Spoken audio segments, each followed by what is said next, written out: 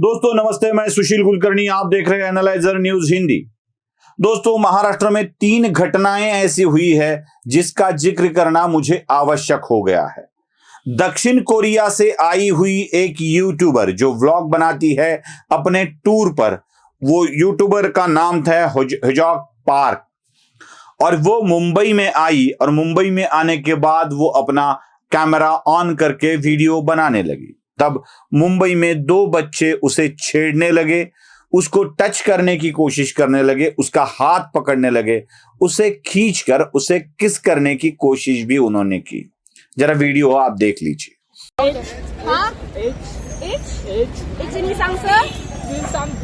गाड़ी पे बैठ की Where we going? No.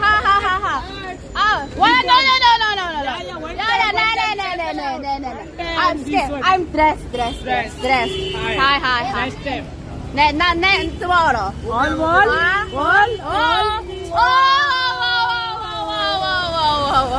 Whoa. Okay, no.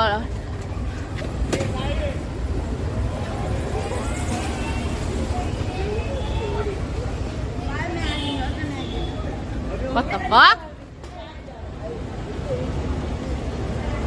Time to go home. Hi, bye. Oh, bye. Come this seat. No. It's okay. It's all there. Patient? Huh? Patient? Yeah. My house is This there. one says- No. Home. Home over there. Okay. Only Bye. देख लिया, पता चला आपको कि क्या हुआ है असल में। ये बंदे कौन थे? ये सवाल मैं इसलिए उठा रहा हूं कि इसके बाद और 3 घटनाएं मुझे आपको बतानी है।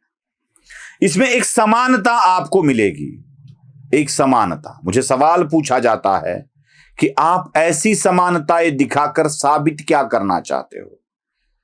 हाल ही में पुणे से एक दर्शक ने मुझे फोन कर पूछा, मैं जानबूझकर दर्शक शब्द इस्तेमाल कर रहा हूं, फोन कर मुझे पूछा कि क्या सिर्फ मुसलमान के बच्चे ही ऐसा करते हैं?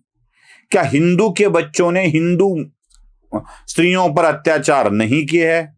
इसका भी जवाब मैं जरूर दूंगा, लेकिन पहले ये घटनाएं आपको बताता हूं। जिन्होंने हेजॉक पार्क पे, जिन्होंने वो कोरियन बच्ची थी जिन्होंने ये कोशिश की थी उसका प्रताड़ना करने की, उनके नाम थे मोबिन शेख और नकीब अंसारी। बाद में उनको पुलिस ने पकड़ लिया और उसको बचाने वाले बच्चों का नाम था अथर्व और आदित्य। अब ये कोरियन लड़की न हिंदू है न मुसलमान है, इनको छेड़ रहे थे ये 2 बंदे जिनका नाम मोबिन शेख नकीब अंसारी है। उनको बचाया, उन बच्चों का नाम अथर्व और आदित्य है। बाद में ये लड़की उनके साथ लंच करती है, जिसके फोटो भी वो शेयर करती है अपने ही इंस्टा के अकाउंट पर। वो सारे के सारे बच्चे जो उसे बचाते हैं उनको नमन, और जो उनको छेड़ते हैं उनकी नामों को मैं आपके सामने रख रहा हूं। और एक है घटना जो शायद धुले डिस्ट्रिक्ट से आती है, जलगांव डिस्ट्रिक्ट से आती है। अमलनेर जो है जलगांव डिस्ट्रिक्ट में, जहां साने गुरुजी ने कुछ काम किया था, वहां का एक बंदी है जो कुछ साल उस्मानाबाद में रही और जिसको एक लड़के ने अपने प्यार के जाल में फंसा लिया। उसकी शादी हो चुकी थी, उसका एक बच्चा भी था, उसे अपने प्यार के जाल में फंसा लिया। लड़के का नाम जब उसे पता चला तो हर्षद माड़ी था। हर्षद माड़ी के प्यार में वो पड़ गई। दोनों एक साथ रहने लगे, एक नई जिंदगी के सपने देखने लगे, क्योंकि उसका पति उसे हमेशा के लिए छोड़कर चला गया था, इस दुनिया से निकल गया था। एक लड़के के साथ एक लड़की अपने जिंदगी को नए तरह से, नए सिरे से शुरू करने की कोशिश कर रही थी। वो हर्षद माड़ी नाम के एक लड़के ने उससे प्यार किया, उसके साथ रहने का वादा किया और वो वहां से उठा के उसको उस्मानाबाद लेके गया। उस्मानाबाद मतलब धाराशिव, जिसका नाम बदला गया है। वहां जाने के बाद उसके पिता के घर में रखा। जब वो उसके पिता के घर में गई तब पता चला कि हर्षद माड़ी नाम का कोई लड़का है ही नहीं, उसका नाम है अरशद सलीम मलिक।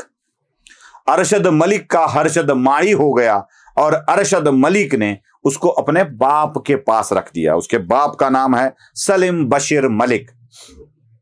अब ये उस लड़की पर जोर देने लगे कि तुम हिंदू से मुसलमान बन जाओ। उस लड़की के पास जो बच्चा था उसका भी मजहब बदलने की, उसकी भी सुनता करवाने की कोशिश की गई। उसके साथ अरशद सलीम ने भी अत्याचार किए। इतना ही नहीं, अपना मन भर गया तो अपने बाप को सुपुर्द कर दिया। बाप ने भी उस लड़की के साथ कुकर्म किया। मतलब अरशद सलीम ने भी किया और सलीम बशीर ने भी किया। दोनों ने इस लड़की के साथ कुकर्म किया। इसकी इज्जत की धज्जियां निकाल दी। उसके बच्चे का जबरन धर्मांतरण करवाया। उसको भी धर्मांतरण के लिए जोर दिया गया। उसके ऊपर भी उसको पीटा गया, मारा गया, उसको जलाया गया। इतने सारे अत्याचार सहने के बाद लड़की आखिरकार उनके चंगुल से छूटकर पुलिस थाने पहुंची और उनके ऊपर अमरनेर पुलिस थाने में क्राइम भी रजिस्टर्ड हो चुका है। यह दूसरी घटना है। अब तीसरी घटना आपको बताता हूं। तीसरी घटना है, एक सबीना नाम की लड़की है जो एक झेप्टो नाम के ऐप से, जैसे जोमेटो होता है, जैसे कोई और ऐप होता है, वैसे झेप्टो नाम से ऐप से अपने लिए कुछ खाना मंगवाती है। लड़का खाना लेकर आता है, वो उसे छेड़ता है। उसे असुरक्षित होने का एहसास होता है। वो मदद के लिए किसी को बुलाती है। सिक्योरिटी गार्ड आ जाता है, उस लड़के को वहां से निकाल देता है। लड़की ऑफिशियली कंप्लेंट लॉन्च कर देती है। सौभाग्यवश, हिंदुओं के सौभाग्यवश और उस लड़की के दुर्भाग्यवश, उस लड़की का नाम सबीना है और लड़के का नाम होता है शहजाद शेख। 3 घटनाएं आपके सामने मैंने रखी। एक में आरोपी है शहजाद शेख, दूसरे में आरोपी है अरशद सलीम मलिक, तीसरा आरोपी है सलीम बशीर मलिक, इसी में आरोपी है। ऊपर आरोपी 2 और है, मोबिन शेख, नकीब अंसारी। मतलब आप अगर इन आरोपियों के नाम देखे, उनका मजहब देखे, तो आपको पता चलता है सारे के सारे मुसलमान थे। क्यों ऐसा होता है? क्यों ऐसा होता है? क्यों ऐसे जघन्य अपराधों में मुसलमान ही होते हैं? तो पुणे के एक दर्शक ने जो मुझे सवाल पूछा था, आप इस तरह का नैरेटिव सेट कर रहे हो कि विकृति मुसलमानों के अंदर ही होती है। मैं आपको लिस्ट देता हूं कि हिंदू आरोपी भी थे। मैंने कहा आप क्या लिस्ट दोगे? मैं आपको लिस्ट देता हूं। अहमदपुर में पूनम गंभीरे छिड़के नाम की एक लड़की की हत्या हो गई महात्मा गांधी विद्यालय के सामने। उसका आरोपी भी हिंदू था। उल्लासनगर में रिंकू पाटिल की हत्या हो गई, बड़ी नृशंस हत्या थी, उसका आरोपी भी हिंदू था। अमृता देशपांडे की हत्या हुई, उसका आरोपी भी हिंदू ही था। वो कोल्हापुर में एक ऑनर किलिंग हो गई, उसका आरोपी भी हिंदू ही था। लेकिन 2 अपराधों में एक फर्क है। लड़का एक लड़की से प्यार करता है, लड़की को पता नहीं है कि वो मुझसे प्यार करता है, लड़की को उसके साथ प्यार मंजूर भी नहीं है। यह लड़का मन ही मन में उससे प्यार करता है। जब प्यार का इजहार करता है तो लड़की मना कर देती है। जब लड़की मना कर देती है तो इसका अहंकार जागृत हो जाता है और अहंकारवश वो लड़की पे गुस्सा होकर उसकी हत्या कर देता है। ऐसा करने वाला भी कमीना होता है, लेकिन ना लड़की ने उसके प्यार को स्वीकारा है, ना लड़की ने उसके ऊपर विश्वास व्यक्त किया है। बस एक हैवान जिंदा हो गया और उसने उस लड़की को खत्म कर दिया। यह कहानी है सारे मर्डर केस की। यहां पर क्या है? लड़की विश्वास जता रही है। आफताब हो या और कोई हो, जो 20 की लिस्ट मैंने आपको दी थी, दिखा देता हूं, वो लिस्ट भी देख लीजिए। आफताब हो या कोई 20 ये लड़कियां हो, इनका कॉमन एजेंडा क्या है देख लीजिए। या ये 3 घटनाएं हो, क्या जरूरत थी क्या जरूरत थी इस बंदे को, अरशद सलीम मलिक को, अपना नाम हर्षद माड़ी बताने की?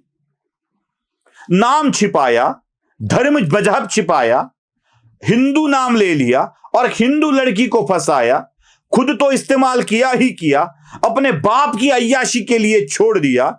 इसको कितना जघन्य माना जाए? यह विश्वासघात है। एक लड़की को उसका उपभोग लेने के लिए ही पटाया जाए, उसके शरीर के इतने हिस्से किए जाए उसके बाद, यह कितनी क्रूरता है। मैं मानता हूं कि आरोपी हिंदू भी होता है, आरोपी मुसलमान भी होता है, सिर्फ मुसलमान आरोपी होता है ऐसे नहीं है, लेकिन आरोपी जब मुसलमान होता है तो विश्वास नाम की कोई चीज होती है। क्या वो इन मुसलमान आरोपियों के पास थी? यह विश्वासघात का फल है। आक्षेप उनके मजहब पर नहीं है, आक्षेप उनके विश्वासघाती होने पर है। आपके ऊपर भरोसा रखा जाए और आपका भरोसा तोड़ दिया जाए तो इस बात को तो दुनिया के सामने लाया ही जाना चाहिए ना भैया। बस इसी बात को आपके सामने लेकर आया हूं।